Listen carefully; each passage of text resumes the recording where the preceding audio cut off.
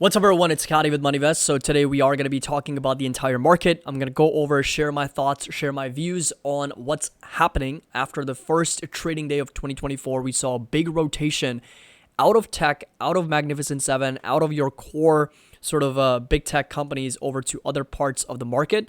So we're going to discuss a little bit about that and what the expectations are. Is it time to maybe get a little bit more defensive, maybe more value oriented?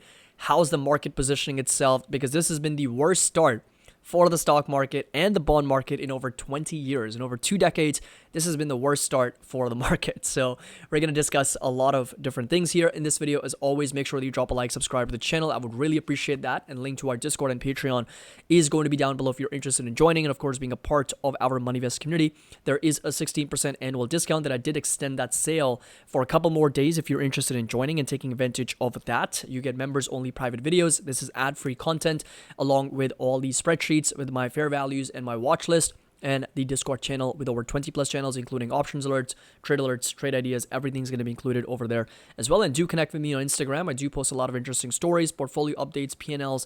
Everything's going to be over there as well. My handle is going to be CASWRP. We'll love to have you there and connect with you over there as well.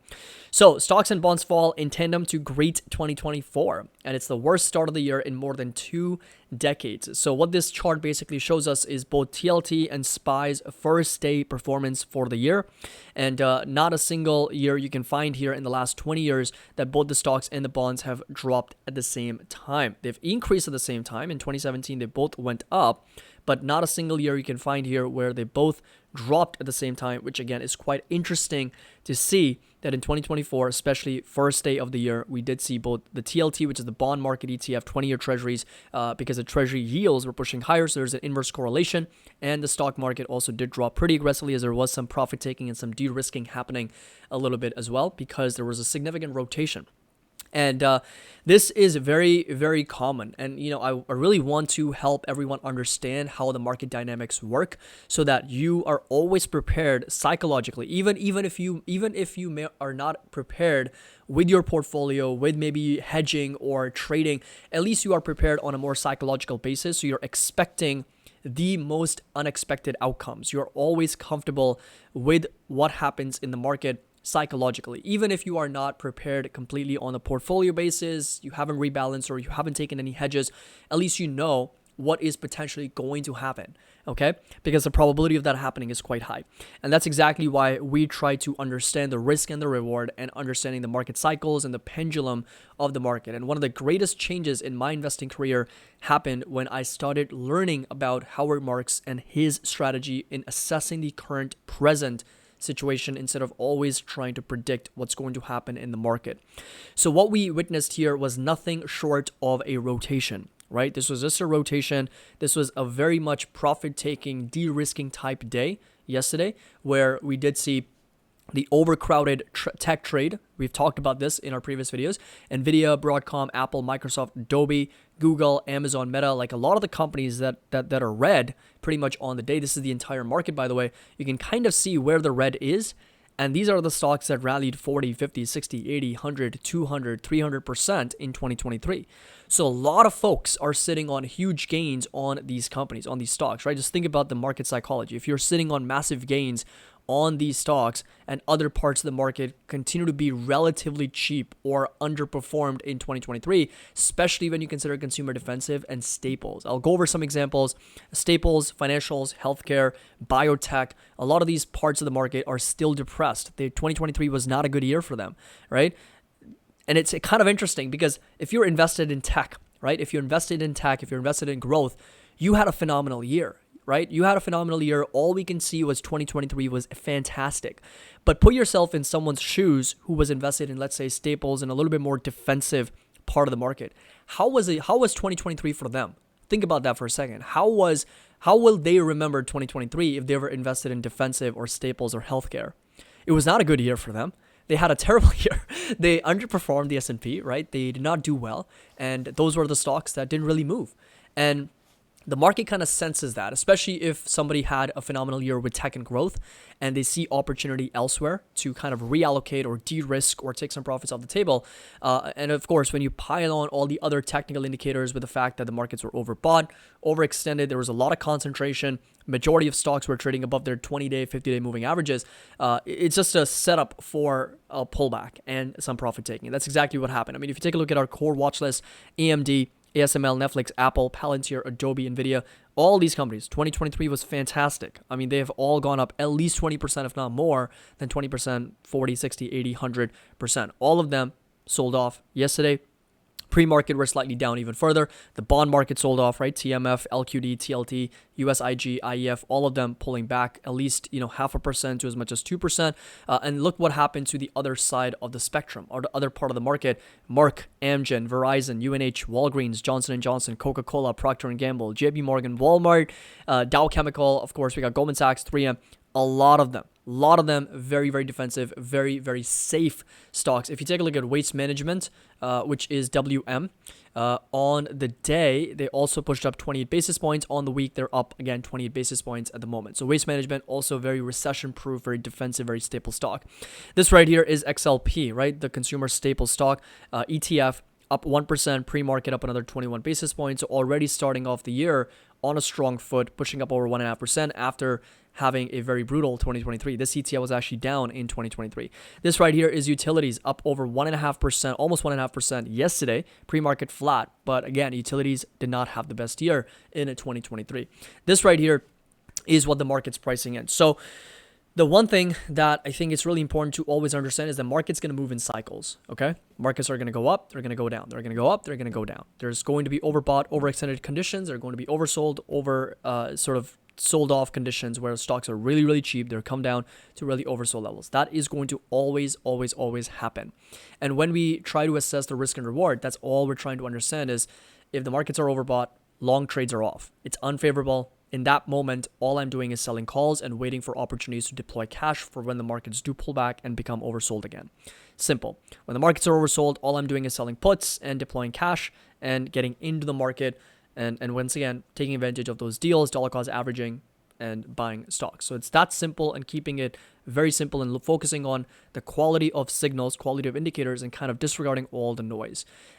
This right here is, of course, the market's expectation of what interest rates are going to look like in 2024. Now, the only one risk that I want to highlight that I've mentioned before in my previous videos is the possibility for a repricing risk in the market. And what that means is simply, this is what the Federal Reserve's told us.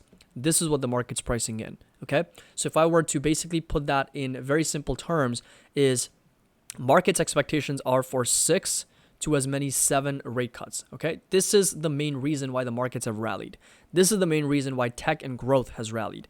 This is the primary indicator for why there is a lot of optimism and we are at an extreme greed right now because the market is front running the Fed. Simple as that. The market is front running the Fed, trying to understand 6 to 7 rate cuts happening starting in March all the way through December, and we're going to settle in at 3.75 to 4%. Well, what is the Federal Reserve telling us? The Federal Reserve is telling us only 3 rate cuts, going from 5.4 to 4.6. If you do the math, that is roughly about 70 to 80 basis points. So that is only 3 rate cuts. So what the market is doing, market is pricing in twice as many rate cuts as the Federal Reserve. So there is simple analysis with this. Don't want to overcomplicate this. When your expectations are high and people underdeliver, what happens to you? You get disappointed, right?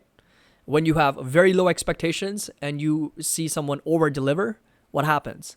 We get excitement, right? We get this big burst of joy. And that is exactly the whole idea behind market's expectations versus what the Federal Reserve is telling us. Right now, the market's pricing in for 6 to 7 rate cuts. That is high expectations. What is the Federal Reserve telling us?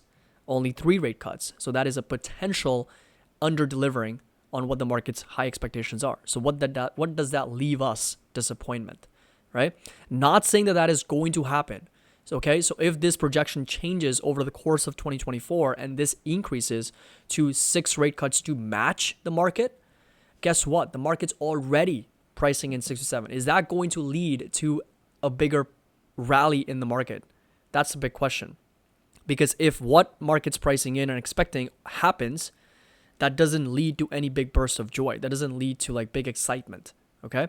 What the market wants is big burst of unexpected bullish catalyst. Okay. Let me repeat that. What the market wants is unexpected bullish catalyst. And right now, if the Federal Reserve matches the market, that's it. That there's nothing new, right? Market's already pricing that in. If the Federal Reserve does not match the market and is lower than the market's expectation, that is disappointment. The only way the market can see a lot of potential upside and optimism for more rate cuts is if the Federal Reserve goes beyond the 6 rate cuts and starts doing 7, 8, 9, 10, more aggressive on the rate cuts. That is a scenario for even more optimism and more rallies going into 2024. So this right here, just wanted to go over this as well because I want to go over some time frames and how to kind of position yourself going into 2024. And when we are looking at short term, there's a couple different ways to look at it. There's ultra short term and there's short term in general.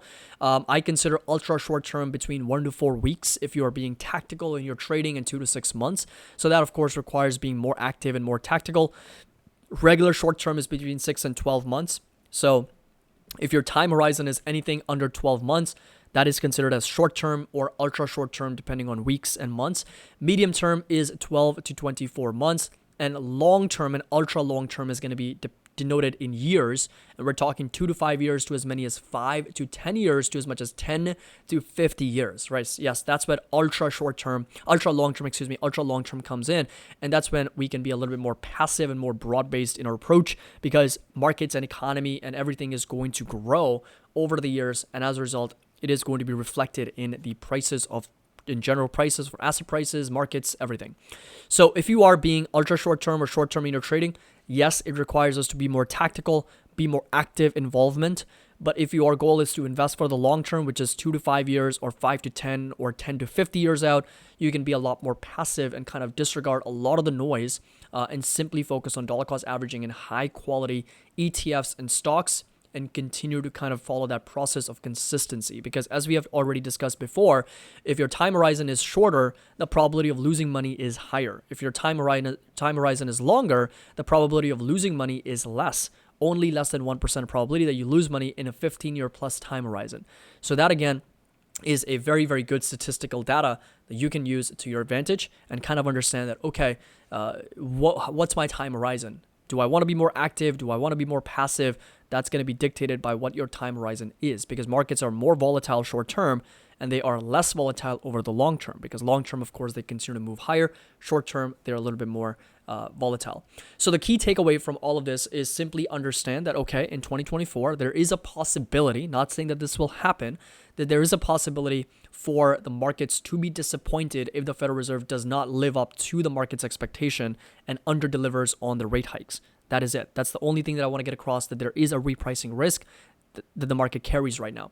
Apart from that, yes, continue to be more tactical in my approach when it comes to trading, understanding market cycles and overbought, oversold conditions, different technical indicators with respect to volatility.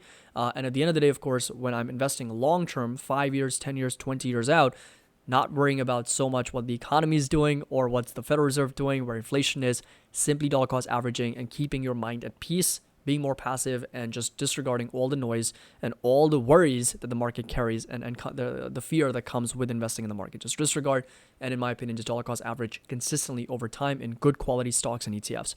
So hope you all enjoyed this video and a complete update on 2024's game plan. And make sure that you drop a like, subscribe to the channel. Definitely do check out the links down below for our Discord, for our Patreon. We'd love to have you on board, and definitely do join our community, and of course connect with me on Instagram. My handle is going to be CastWRP. And as always, happy investing, and I'll see you all in the next video.